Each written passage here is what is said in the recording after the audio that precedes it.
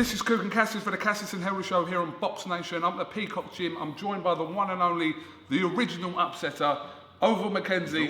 The one and only, the only one. That's OVILL, the one if you don't stand out already, why have you got a lime green fluorescent t-shirt on? People don't know who you are. You've got to make them stand out. We've got to stand out a bit more now. I'm the upsetter, so this is my colour, the green. Lime green. Lime green. It's doing it, all the way. They're doing this in Milan, Paris, everywhere. Lime green is in. OVILL, you haven't fought for quite a little while now. Has that been frustrating for you? You're still in the gym, you're still putting in the work, but no fight as of yet. Well, no fight from Argentina, as I said, and I've been in the gym all this time, and I end up get injured. So, and I could have fight last 3 weeks ago. I could have fight that Kusha guy. I end up Enzel fight for me because I was injured and end up get a stoppage in the first round. So I have a bit of work cut out in my hand, and I have to go and defend, but Enzel lost, and I have to go and bring back that European belt back to the UK. So we have work to do. It was a disappointing night at your call for Enzo MACCARINELLI, suffering a first round defeat to Kucha. Did you see that happening that early on as well? Never. In my head, I have Enzel to win the fight. I have him a clear win, and I was looking at the third match. I was looking at a third fight between me and Enzel up in Derby, up in Cardiff, wherever in London. But it never happened. He gets stopped in the first round. I was shocked, brother. I couldn't believe myself, and I couldn't believe my eyes when I see that.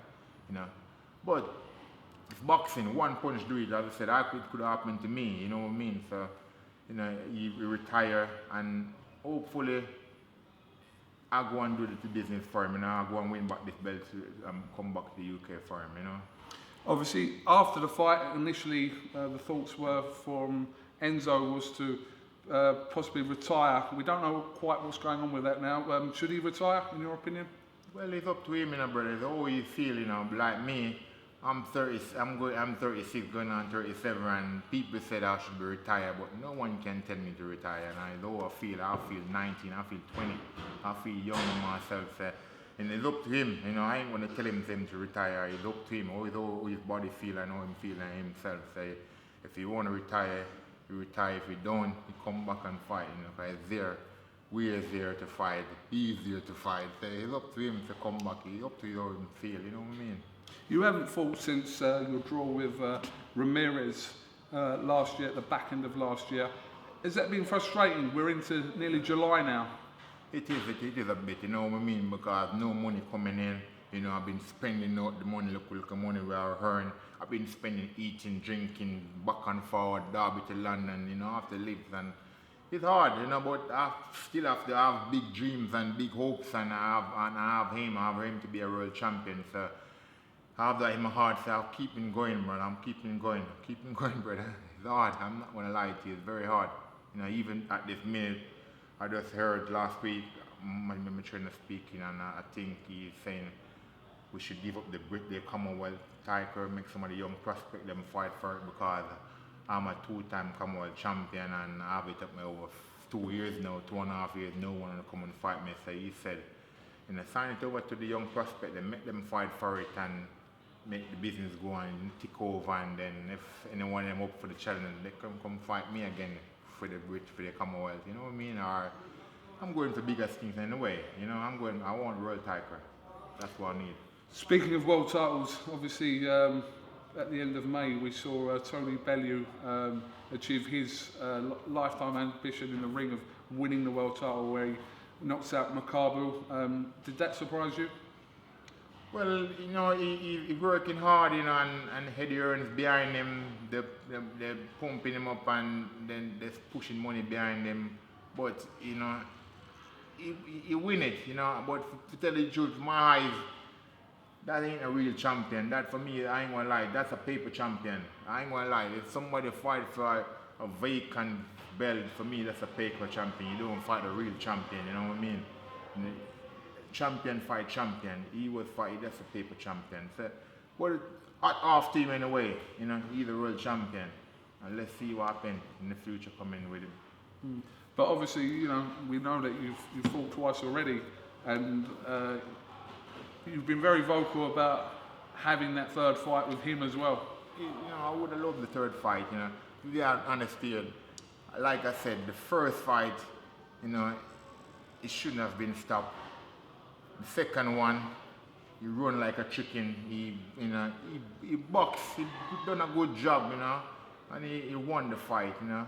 I wasn't breathing. I wasn't even hurt, you know. But the third, I think if we put a third match, people want to see the third match between me and Bellew. Everybody love to see that fight. That would be a great fight, you know.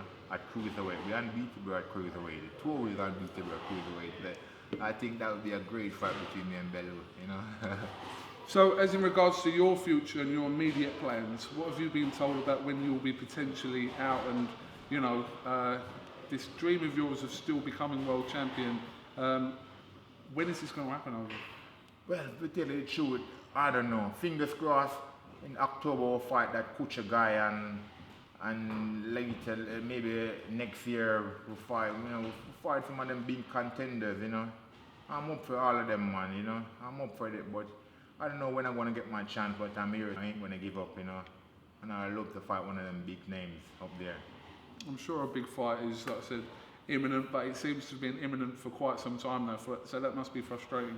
It is, and for, you know, even Lebedev, he fight that Ramirez, Victor Ramirez, and he have a belt.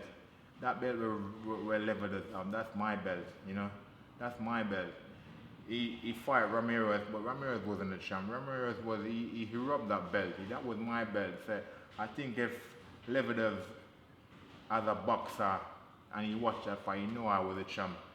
If he wanted to show himself as a real champion, he should give me a shot out for that belt. You know what I mean? The IBF belt. He should give me a shot out for it. He know I'm the real champ for that belt. It wasn't Ramirez's belt, it was my belt. And if he's a real champ, he give me a shot out of it. You know what I mean? Lebedev. I want that fight. That's a great fight for me. I'll go anywhere. You know I'll go. We know you'll travel. I'll travel, brother. I'll travel and go. I'll go. All right. Well, listen. Like I said, you know, hope you get another shot because after what happened in Argentina, you certainly deserve it. So I do. After 2 weeks' notice, I do. You know. Imagine a full camp. Oh, come on. Game over. Yeah. Game over. Spoke to Enzo MACCARINELLI. He said, "Can you tell OVILL my name is Enzo, not Enzil?" Enzo. There you go, Enzo. Okay. I got him to say it because he thinks, "Does OVILL know my name is not Enzil?" But that's just Anyway, he told me to do that. Listen, OVILL, thank you very much for talking to the CASSIUS show. Like I said, we await news, but you know while that's going on, you're still in the gym and you're still putting the work with mine. That's the one. Thank you, All brother. right. Respect me. Thanks. No problem.